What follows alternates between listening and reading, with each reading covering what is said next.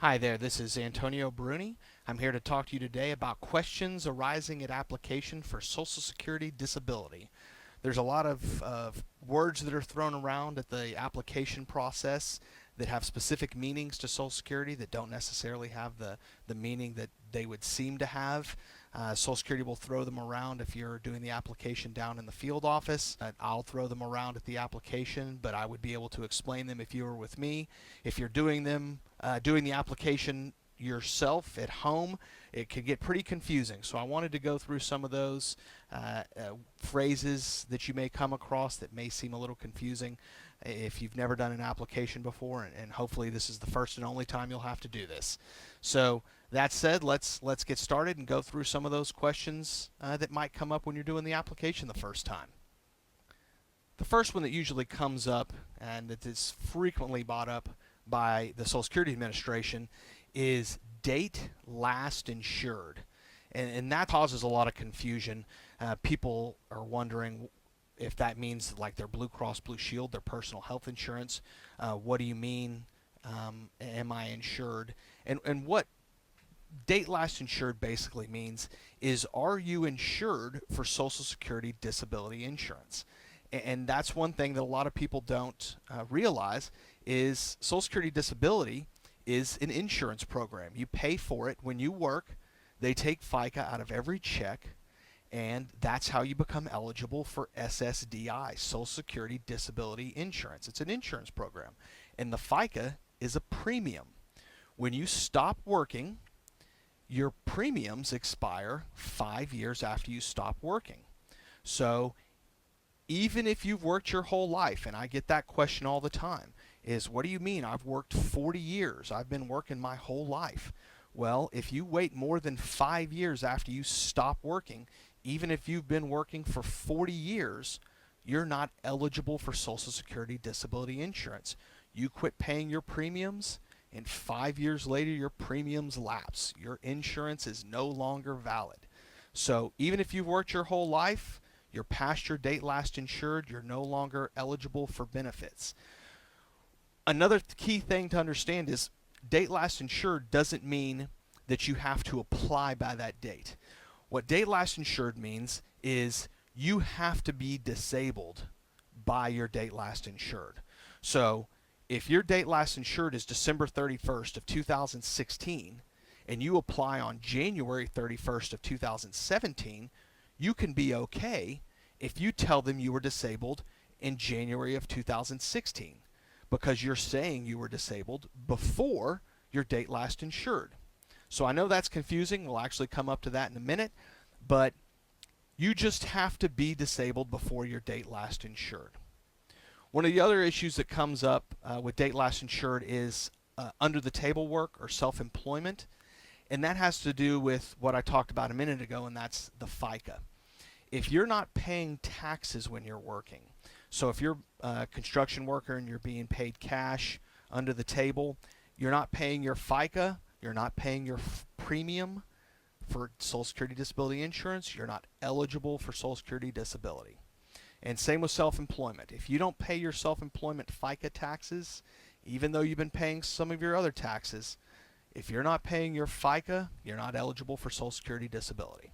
So the next question that comes up is what I touched on briefly, is the difference between your alleged onset date and your application date.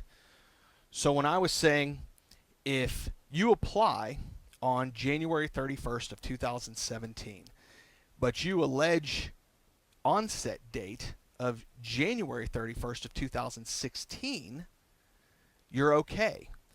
Your alleged onset date must be before your date last insured. So if your date last insured is December 31st of 2016, as long as you say you're disabled before December 31st of 2016, you're okay. It doesn't really matter when you apply. So you can apply after your date last insured as long as you say you're disabled before your date last insured. So alleged onset date is the day that you are claiming that you became disabled. That's the day that you stopped working. The day that your condition became so severe that you were no longer able to work. If you're still able to work, you're not onset. You're not disabled. The application date, obviously, that's the day you apply. So once again, the alleged onset date must be before your date last insured, but not necessarily before your application date. You just have to, when you apply, just say, I know it took me a year or two to apply, but I was disabled 2 years ago. So what are some other questions that come up? The big ones that usually come up, number one is always, how far back are they going to pay me? So let's say, like I said before, your disability insurance runs for 5 years after you stop working. So somebody applies 4.5 years after they stop working. Are they going to pay me back 4.5 years? How far back will they pay me? The answer to that is no. They will pay you back up to 12 months before the day you apply. So back to our same scenario, if you apply on January 31st, 2017, and you tell them that you became disabled on January 31st of 2012, 5 years before, they won't pay you back to January 31st, 2012. They'll pay you back to January 31st of 2016, 12 months before you applied for benefits. That's as far back as they'll pay you. How far back will they pull medical records? Typically, they'll pull medical records back a year to a year and a half. They won't go back and pull your medical records from when you had surgery 10 years ago or when you had an appendectomy when you were a kid. They only care about usually the year leading up to your disability. So, like I said, typically about a year and a half. They're not going to pull all the way back. Another big question, is there a waiting period for cash benefits and medical insurance? The answer to that is yes. Your alleged onset date, if that is the date that is accepted, if Social Security says we agree, you said you became disabled on January 31st, 2016. We agree that you were disabled on January 31st, 2016. You then begin your waiting period. There is a 5-month waiting period for cash. So they will not pay February, March, April, May, June. Your first check would be July of 2016. That's your 5-month waiting period. Medical insurance, your Medicare, you will get Medicare, but there's a 24-month waiting period. The confusion on that usually comes in when the 24 months starts. It does not start on January 31st, 2016. It starts when your cash starts. So July 1st of 2016 is when your cash started. 24 months later, on July 1st of 2018, is when your Medicare will start. I know this is, I'm doing this quickly, and these are things that you're going to want to talk to an attorney about. We can explain this in detail. I can write it down for you so that it makes better sense. But it's just something to know that there are waiting periods, and there's some math that we're going to have to do on that. Another question we get a lot is people, obviously they aren't working, they have medical conditions, but they can't afford to go to the doctor, and they want to know if Social Security is going to send me to a doctor if I don't have one. Typically, if you don't have any treatment, Social Security will send you to one of their doctors. It's called a consultative examination.